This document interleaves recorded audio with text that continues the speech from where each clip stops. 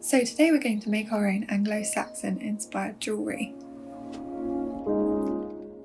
To do this, you're going to need a few things: copper foil, template, biro pen, scissors, marker pen, cardboard newspaper and paper clips.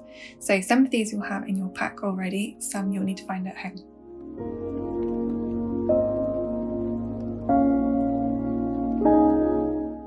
Step 1. So the first thing you want to do is get your template and your copper together and the right size. So you'll notice that my copper sheet's a little bit too big for my template.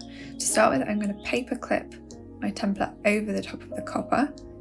Be careful not to scratch yourself on the sheets. It's like thick aluminium foil.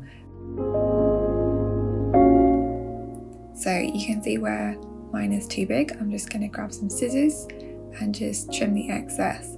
Where this is like tin foil, like aluminium foil, you can just cut through it really easily with a pair of scissors. And we're attaching another paper clip to the opposite corner. So these are to keep our template in place as much as possible. You want to try not to let it move at all while you're working.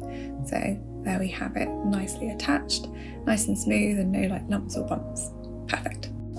Now we have our template, we're going to use it to draw over. So you want to grab yourself something that has a little bit of give. I've got a piece of quite thick cardboard, but a newspaper or a magazine will work really well for this.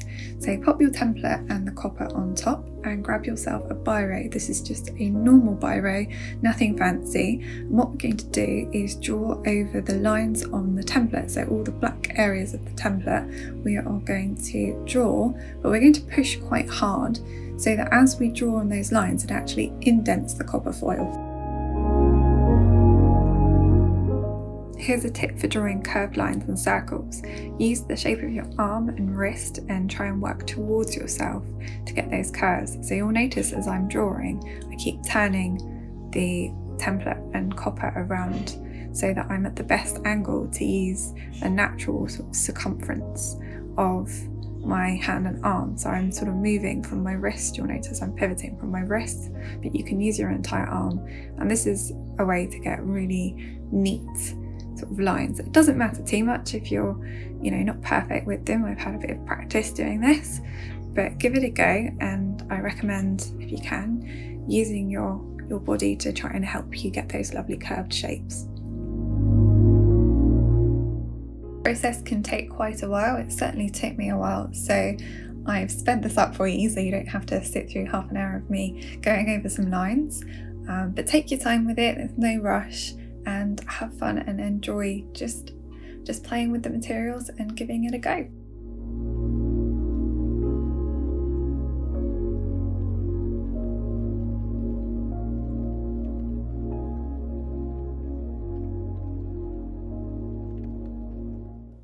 So I'll just show you where I've got to. You can see that there's some indents already starting to happen, and this is what we want to see. So the back will actually become the front of your jewellery piece. I'll show you how that works later on.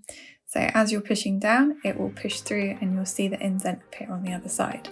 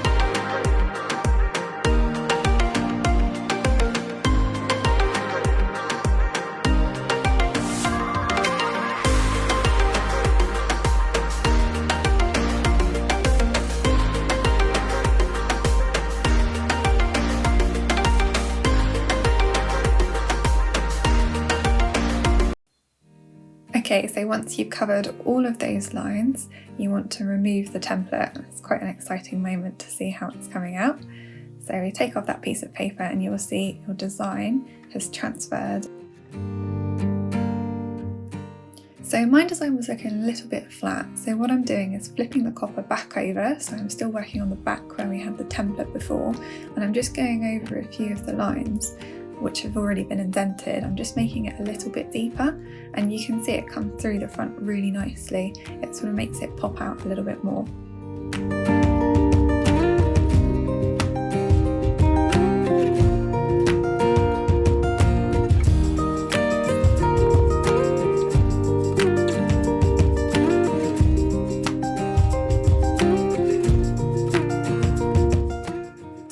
I've just chosen a few select areas that I wanted to stand out a little bit more and just make it a little bit more 3D.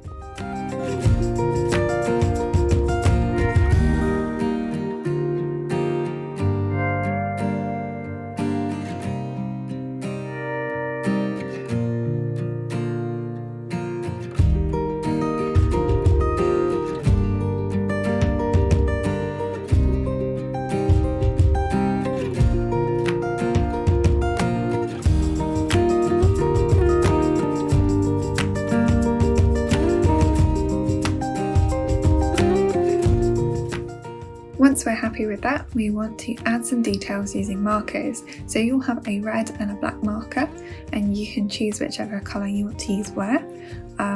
There's some designs on your paper copy as well for some ideas of where jewels might have been, or they might have used enamel to help enhance their designs.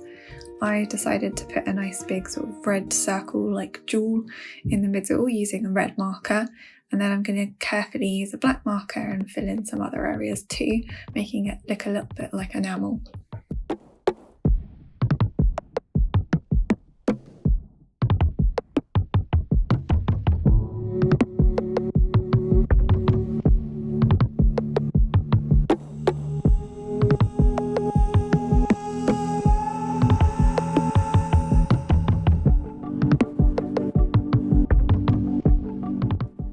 If you do make a mistake, it's not the end of the world. I went over the edge here and I just used my finger, or you could use a tissue and just wipe the ink off while it's still wet.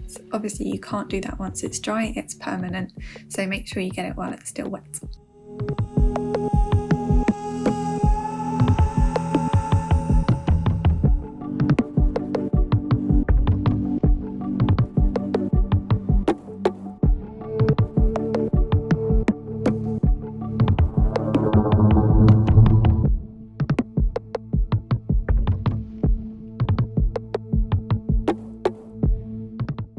Step 6, we're going to grab our scissors and we're going to cut around the circle.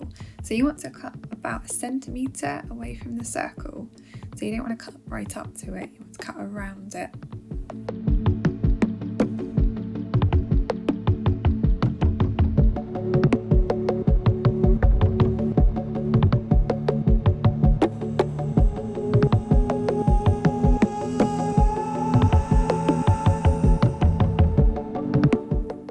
Okay, once we've cut out our piece of jewellery, we're just going to fold along the curved line that we've indented with our pen earlier. It's a little bit like folding pastry, if you've ever done that. So you're just sort of following that round and trying to get it as curved as possible. So you can use both hands, but just be careful not to run your finger along it, because remember it is metal.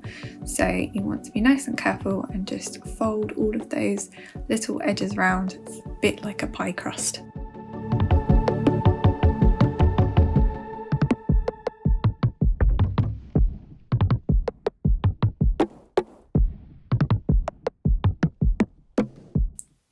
Okay, your last step, if you want to do any tweaks, you might want to refold a little bit, you might want to add another bit of colour into your design. Just add in your final tweaks and then you're going to be finished. So there we have it, our final Anglo Saxon inspired jewellery piece. I hope you enjoyed this tutorial and give it a go, and we'll see you soon with another one.